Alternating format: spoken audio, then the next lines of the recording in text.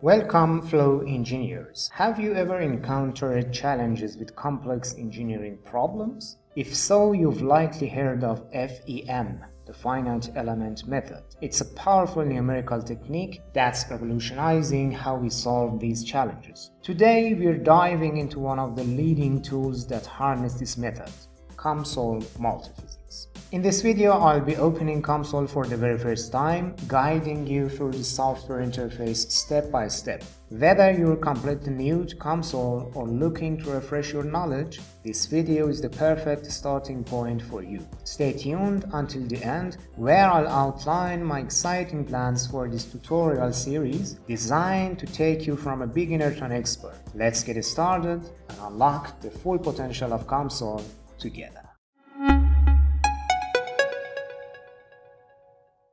Hi, my name is Mohammed and this is the High Volt Academy channel. As I told you, we are going to explore the software interface for the first time today. I have opened the software and the first screen can be seen here. The software asks you to choose one option. Either go through the model wizard or start a blank model and add the elements of this model manually. I go through the model wizard. I click here.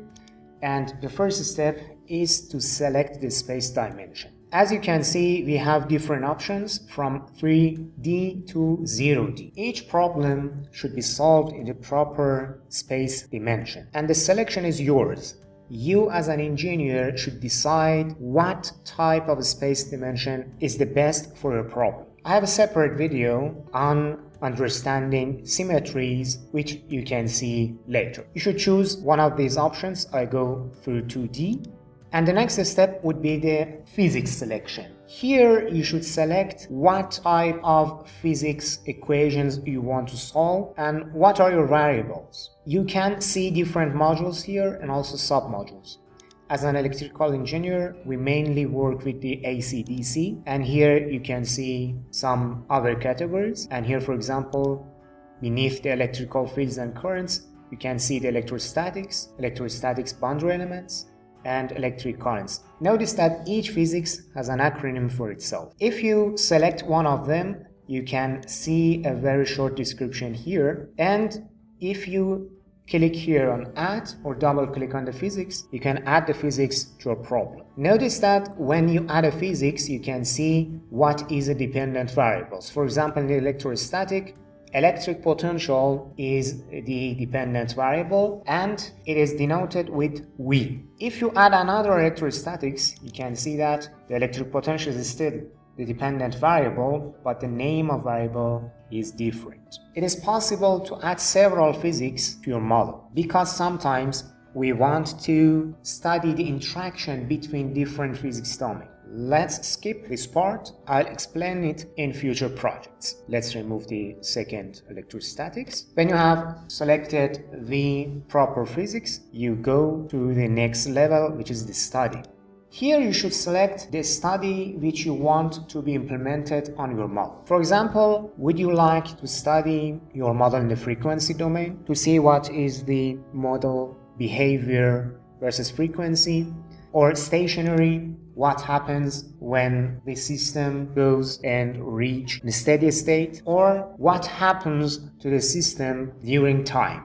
There are also other type of studies, and please notice that some studies are not available for some kind of physics. Therefore, you might select another physics and you see different type of studies here. When you have selected the studies, for example, the stationary, you just click on done and you go through the software and your model has been created. It's just the first step. You can find very useful tools here above in different tabs. The tabs is Home, Definitions, Geometry, and so on. And this is quite alongside the steps that we should take to complete our model. For example, we first set definitions, we sketch our geometry, we set the materials properties, then we go to the physics to set the domain conditions and also boundary conditions and so on. Afterwards, we should mesh our geometry because it's how the finite element method works. Then we should perform our study. We have different options here. Afterward, we should go and see or explore our results. Therefore, the flow of these steps is quite in a good order to build and study our model. You can also see a tree diagram here, which you can reach different elements, and also you can reach these options here. For example, let's get back to geometry and say you want to draw a circle. You can reach it here above the software, or here you can just right click on the geometry and there you are. You can find plenty of these icons and options also here. I normally work with the tree because I found it much simpler. Under the tree, you can see different parents. Let's just minimize the parents to notice the main ones.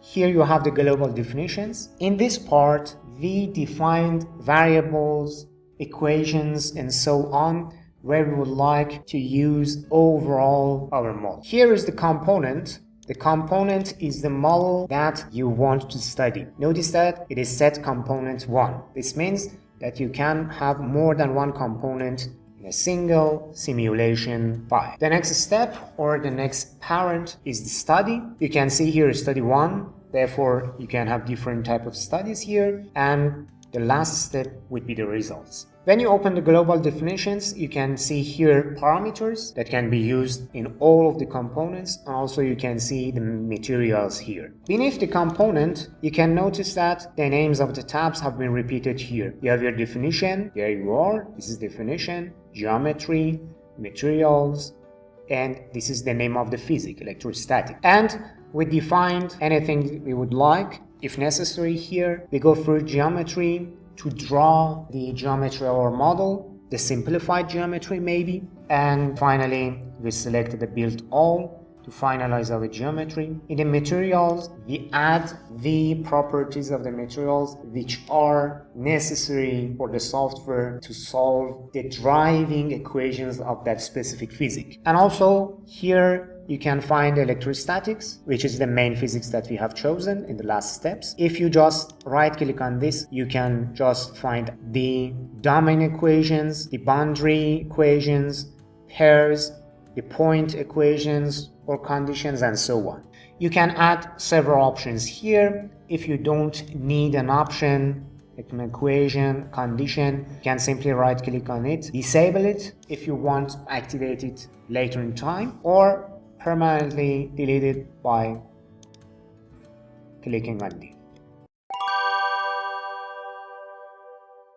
After setting the conditions of our physics, the next step would be the mesh. We divide the space of our model into very small elements, and the software is going to solve the driving equations in that elements in a certain flow that I may explain in another video later. After setting all of these things, you can here come to this study. Here you can see only one step, which is stationary. When you run your study, you will notice that other icons are also added here, which you can work on that. And finally, in the results section, you can export the results, see the results in the 2D, 1D, different diagram, and so on. And we explore that in the later videos. Here in the middle, you can see the settings, which means when, for example, let me add a boundary condition, electric potential.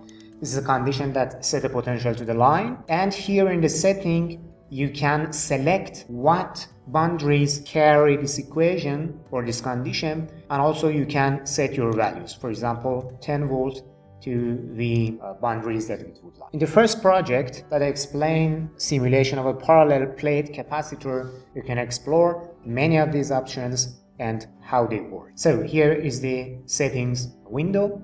Also here in the right, you can see the graphics. The space of the model can be seen here. Moreover, when you get the results, and the results are 2D or 3D, you can see them here. Beneath, there are also three other tabs: log, progress, and table.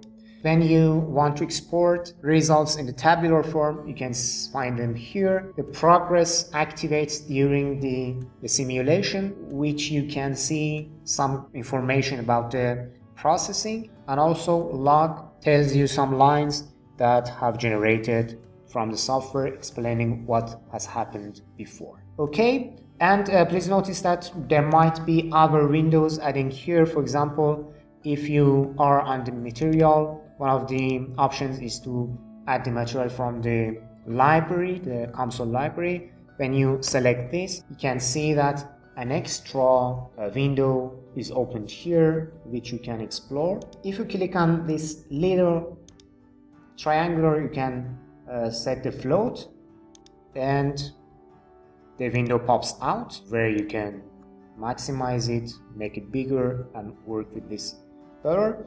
And if you click here again and click dock, it comes back here. Moreover, you may toggle it to hide in the right or left bar. When you go over it, you can see it. When you are not working with it, it's just hidden, not in the path of your working place. You can also toggle hide by selecting this option. This will hide or unhide your window. When your work is done, you can just simply select the close. Also, if you stay on each of the equations, each of the software part, and you press F1, it might take a few moments for the help window to pop up. Okay, there you go. Here you can see the help of the COMSOL software, which is extremely huge, and you can find plenty of details in it. For example, I pressed F1 on charge conservation equations, and you can see some details here about the equations, about the option, and so on. Let's close this. Okay, here you are. This is the first step through the COMSOL software interface. Before moving to my plans for the future tutorials, I want to ask you what was the most helpful part of this video for you.